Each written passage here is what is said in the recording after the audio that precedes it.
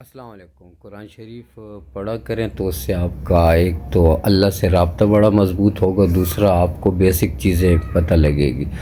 قرآن شریف میں اللہ رب العزت نے حضرت آدم علیہ السلام اور ابلیس کا قصہ بیان کیا ہے، تو اس میں پہلی غلطی جو کی تھی وہ ابلیس نے کی تھی کہ اللہ تعالیٰ نے ان کو فرمایا کہ بشر کے آگے، انسان کے آگے سجدہ کرو، تو اس نے تکبر کیا کہ نہیں، میں تو اس سے بہتر ہوں، بشر جو ہے وہ مٹی سے پیدا ہوا ہے اور میں آگ سے۔ تو اس نے تو یہ گستاخی کی اور پھر اس سے پچھتایا بھی نہیں اور نہ اللہ سے معافی مانگی، تو وہ مردود ہو گیا۔ اب دوسری غلطی جو کی وہ حضرت آدم علیہ السلام نے کی کہ اللہ تعالیٰ نے ان کو فرمایا تھا کہ اس درخت کے نزدیک بھی مت جانا، اور شیطان نے ان کو ورغلایا کہ یہ درخت کے پھل کھا لو تو تم ہمیشہ جنت میں رہو گے، تو انہوں نے اور ان کی زوجہ نے وہ پھل کھا لیے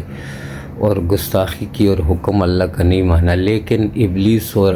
آدم میں یہ فرق تھا کہ آدم علیہ السلام فوری طور پہ پچھتائے اور اللہ سے معافی مانگی، تو وہ پھر ان کا وہ گناہ صاف ہو گیا۔ ہمیں بھی چاہیے کہ ہم اگر مردود نہیں بننا چاہتے تو جو گناہ کیے ہیں اس کی توبہ جلد از جلد کریں اور اللہ تعالیٰ سے معافی مانگ کے وہ گناہ معاف کرا لے اللہ سے، ورنہ ہم بھی پھر مردود ہو جائیں گے، کیونکہ یہ شیطان کا شیوہ ہے کہ گناہ کر کے بھی نہیں پچھتاتا اور مردود بن جاتا ہے۔ جزاک اللہ۔